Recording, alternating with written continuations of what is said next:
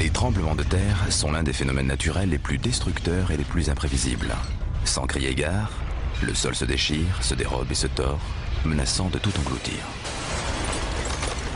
Selon les estimations, plusieurs millions de séismes surviennent chaque année, mais la plupart ne sont que des secousses à peine perceptibles. Pourtant, au moins une fois par an, il en est un, quelque part dans le monde, qui fait des ravages.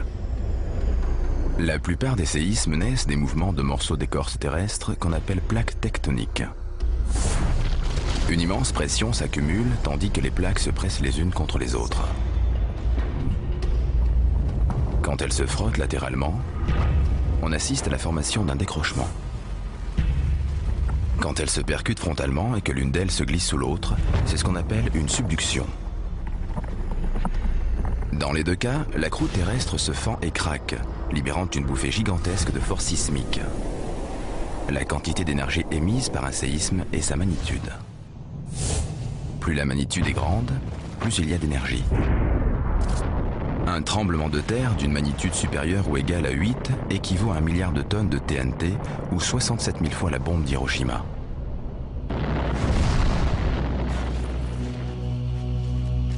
La puissance dévastatrice des séismes a fait près de 8 millions de victimes au cours du dernier millénaire. Et le taux de mortalité ne fait qu'augmenter à mesure que les zones à risque voient s'installer les populations. C'est une évolution inévitable. Les gens se regroupent de plus en plus et les grandes villes se développent sans cesse. Aujourd'hui, il existe environ 20 mégalopoles comptant plus de 10 millions d'habitants et environ 140 autres agglomérations dont la population dépasse les 2 millions. Plus de la moitié de ces endroits sont à portée d'une faille majeure, plaçant des centaines de millions de personnes en première ligne. Très souvent, nous sommes nous-mêmes nos pires ennemis à cause des sites choisis par nos villes et des méthodes de construction.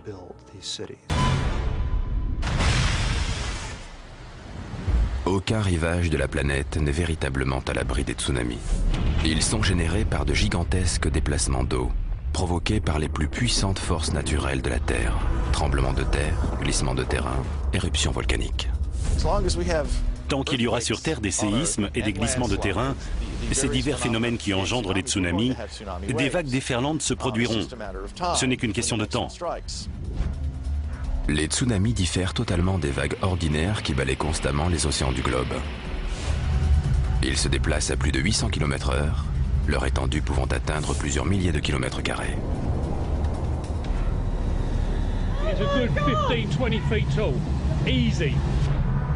Ils s'abattent avec une masse d'eau colossale et une terrifiante rapidité. La méthode la plus répandue pour évaluer leur taille est le run-up, l'altitude du point de pénétration maximale de la vague à l'intérieur des terres, ou inondation horizontale maximale. Chaque tsunami présenté dans ce film a un run-up supérieur au précédent. Plus de 100 tsunamis de grande importance ont frappé au cours du dernier siècle, tuant des centaines de milliers de personnes et causant des milliards d'euros de dégâts matériels. Mais ce ne sont pas les plus gros raz-de-marée que notre planète a subis. Certains indices prouvent que des vagues encore plus grosses ont existé dans le passé, des méga-tsunamis. Ces phénomènes ont été décrits comme des événements ayant anéanti des civilisations. Les spécialistes estiment que l'avenir nous réserve un méga-tsunami. Pour comprendre sa puissance, son échelle et son potentiel, nous allons d'abord analyser 5 des pires tsunamis des 60 dernières années. Ils ont chacun leurs propres caractéristiques et leur propre histoire. Chacun d'entre eux nous rapproche d'une méga catastrophe.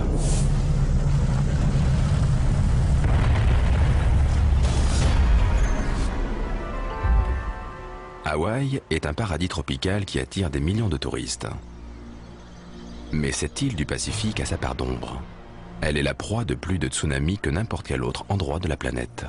Étant situé au centre de l'océan Pacifique, l'archipel d'Hawaï est victime des tsunamis de toutes les régions du Pacifique.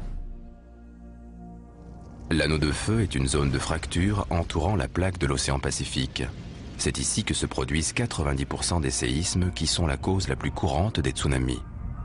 Ce qui explique pourquoi Hawaï est très souvent touché de tous les côtés.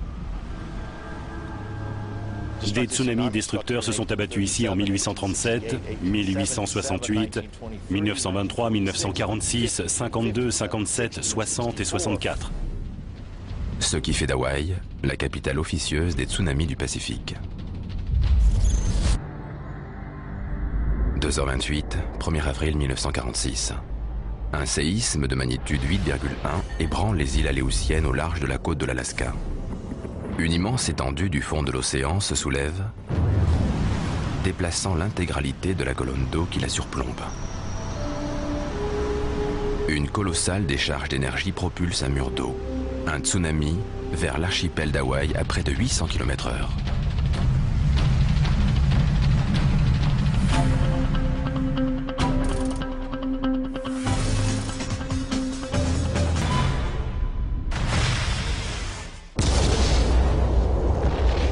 À chacune de leurs manifestations, les volcans nous rappellent que notre planète est bel et bien vivante.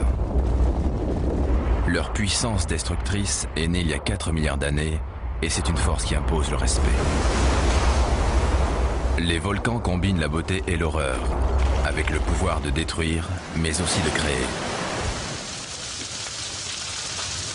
Dès le début, ils ont joué un rôle vital pour la planète, libérant de la chaleur, des gaz et des minéraux des entrailles de l'écorce terrestre. Ces sous-produits volcaniques ont été essentiels dans l'apparition de la vie, en créant l'atmosphère de la planète. Sans les volcans, l'humanité n'existerait pas. Selon moi, c'est l'un des plus beaux spectacles au monde. Mais pour les gens qui vivent en contrebas, c'est la chose la plus terrifiante et la plus destructrice qui soit. La mission du caméraman Jeff Maclay est de filmer les volcans du monde et ce n'est pas sans danger. Un jour, il est passé à 2 doigts du drame, quand un mélange mortel de gaz chaud et de cendres a failli l'emporter. Il y a eu un rugissement, comme un train de marchandises, et une coulée pyroclastique a enseveli la vallée où nous venions de passer. À 5 minutes près, on y restait. Maclay risque sa vie pour fixer sur la pellicule la beauté des volcans. D'autres s'attachent à mesurer leur puissance. Beaucoup d'entre nous ont déjà vécu des expériences qui auraient pu mal tourner si un tout petit détail avait changé. Depuis le milieu du XXe siècle, les éruptions volcaniques ont tué plus de 27 scientifiques. Mais cela ne les a pas découragés dans leur quête du savoir. En moyenne, entre 50 et 60 volcans se réveillent chaque année. Il y en a en permanence une vingtaine en éruption. Ce sont comme des soupapes sur la surface terrestre. La plupart sont situés sur la ceinture de feu, une zone qui fait le tour du Pacifique, là où les plaques tectoniques entrent en collision et libèrent du magma. Quand la roche en fusion est épaisse et chargée de gaz, cela déclenche des éruptions explosives. Le magma plus fluide et moins gazeux a une meilleure stabilité. Pour comparer et classer les éruptions, les scientifiques ont mis au point l'indice d'explosivité volcanique ou VEI. Plus on monte dans l'échelle d'évaluation, plus le nuage de cendres est haut, plus il y a de matériaux rejetés et plus l'énergie libérée est explosive.